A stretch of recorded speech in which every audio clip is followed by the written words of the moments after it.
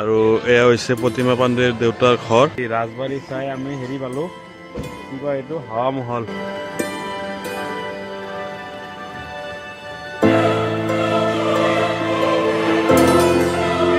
Hello', আসসালামু আলাইকুম, নমস্কাৰ। কি খবৰ? আশা কৰোঁ আপোনালোকে ভালে আছে, মই ভালে আছোঁ।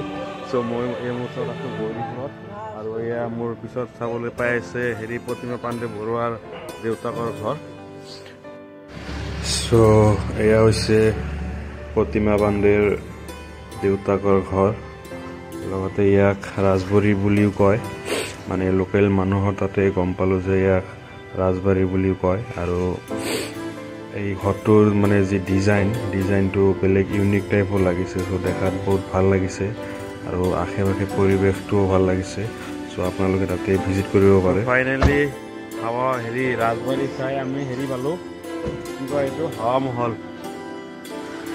চ' এইটো হৈছে মাটিয়াবাগ পেলেচ, আৰু ইয়াক হাৱাখানা বুলিও জনা যায়, বা গৌৰীপুৰৰ ৰাজ ফেমিলিৰ ছামাৰ পেলেচ বুলিও জনা যায়। এইটো ৰাজা প্ৰভাত চন্দ্ৰ দাসে বনাইছিল ৰয়েল গেষ্ট হাউচ হিচাপে। ইয়াৰ কনষ্ট্ৰাকশ্যনৰ কাম 1904 ষ্টাৰ্ট হৈছিল আৰু 1914 কমপ্লিট হৈছিল।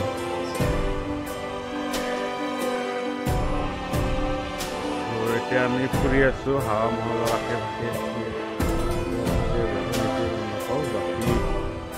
বাহিৰৰ ফালৰ পৰা ভিউটো এনেকুৱা, আৰু বাহিৰৰ ভিউ এয়া ভাল নেচাৰেল প্লেচ, মানে চকু ভৰা মহল। আৰু এয়া হৈছে হাৱা মহল।